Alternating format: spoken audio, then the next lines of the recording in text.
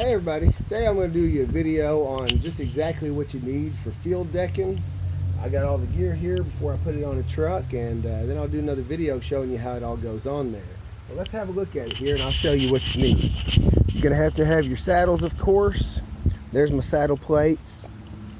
There's my saddle heads. These are the U-bolts for them.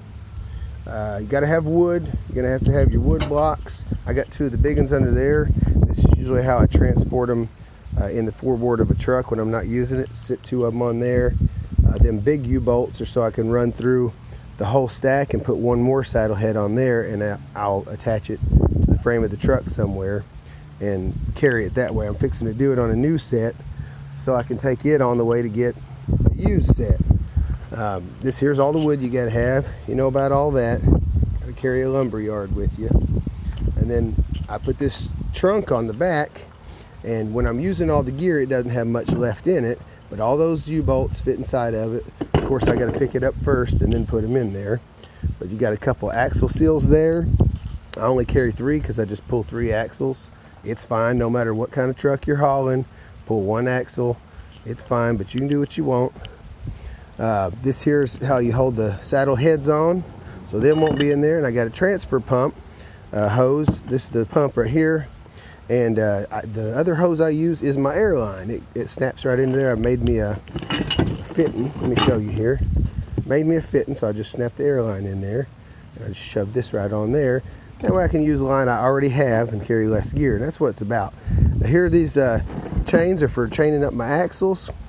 This is, I find, better than those big fat chains. They're unnecessary. I got this much chain, and I got 6 of these. This is like the fattest chain at Harbor Freight in the bucket. And these little ends on here, that's all you need. It's a lot less weight. It all ends up fitting right in there. And then that, I got a couple pry bars here. You're always needing something like that to get the axles that are stuck. This helps me line up, sometimes, you know, move the saddle around a little bit and line it all up and stuff, so that's good. But now let's go over here and look at the tools. First off, I got this here is my light wire, and I've done it this way with 2 $40 Harbor Freight 100-foot extension cords instead of buying this $300 piece of wire.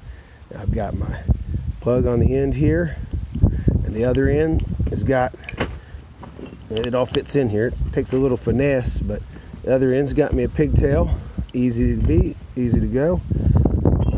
And this here's my airline. Now, I use this refrigerator ice maker line. It works great. I got this off of some old timer that did it.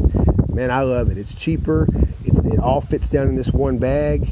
I've not had any problems with legalities. I've been all over the country. But once again, you can do what you want.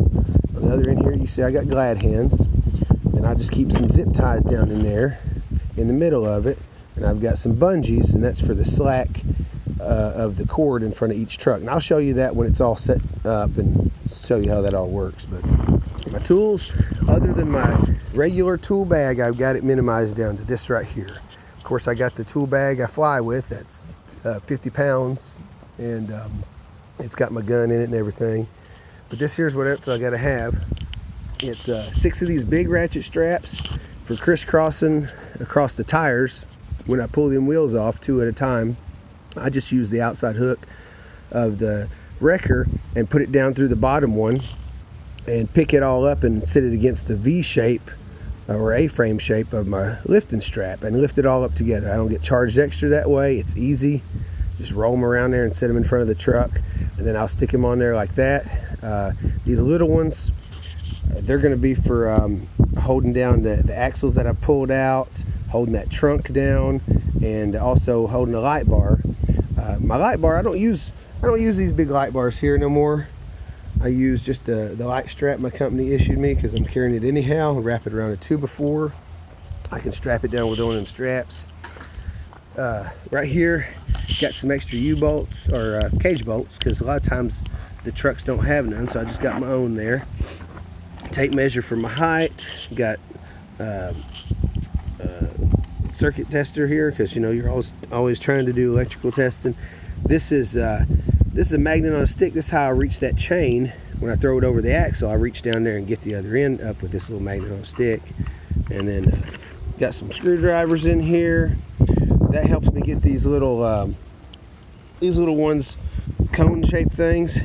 The ones that are split, sometimes they get stuck in there, and I can get that in there and hit them. Got a good pair of nip-back pliers, a pair of vice grips. You need those. A lot of times the cage bolts will be real stuck. This is all my fittings, man. You got to have this. You saw those other ends on here. You got to have some of those ends. You're going to need them brass ends like this, the big ones, and just about every other thing, and that's about all you need. It's all in there. You know, just one of everything. I mean, you're going to have one of those, a couple of those. You know, I've made this here so I can fit it on there like that, and with these little brass rings. You need a combination of that stuff, but you'll figure out what you need, and a couple of everything's fine. This is all my electrical stuff. Even got a little turbo torch in there for melting these ends. These brass double-ended hose barbs are for if my airline breaks, I can patch it. Got a little hose clamp in there, extra fuses, you name it, it's in there. Some electrical tape, some rags and gloves. This is all the sockets I got to use. Or not all of them. I think like 2 of these I don't need. I got to figure out which ones they were so I don't have to carry so much junk. Was for getting the wheels off and stuff. And then this here is for my car tire on my tow car. I use that all the time. And these are just adapters and stuff. And this is because my U-bolts there is a different size U-bolt than the ones they send with new trucks. And this all goes to my torque multiplier. You don't really need one of these, but man, if you got one, you're going to be glad you did. You'll love it. It saves your gun a lot. And I got me a big crescent wrench because I carry little in my regular tools. This is axle seals. You're going to need axle seals. Try not to let them get squished like I've done here, but put them in a bag or something like that. And some penetrating oil for when them wheels are rusty and you can't get the lug nuts off. This is the other fittings for like Freightliner, you know. This is Kenworth, Peterbilt, whatever. So yeah, I've got it shrunk down to that. All fits in that bag. All my air and electric fits in that bag. That trunk holds pretty much all the U-bolts, chains, axle seals, everything. And I can put those in one saddle head on the back of a truck, like a bobtail tractor if I'm going in between loads. Put those 2 on the floor like that. Throw my other 2 bags in there. That's my tool bag, my clothes bag. And then I poke this wood wherever the heck it'll go. Under the seat, behind the seat, and wherever. But that's about as small as I could get it, really. And you don't need a lot of stuff. When I started, man, I carried a ton of stuff. It was everywhere. But hopefully that'll help somebody get into this field decking and know what you need to get started. And maybe check out my other video when I get done. I'm going to put it all together and show you how it goes. And if you want to know what's in that tool bag to carry minimal stuff, then I got a video on that too. So everybody, love life and live like it.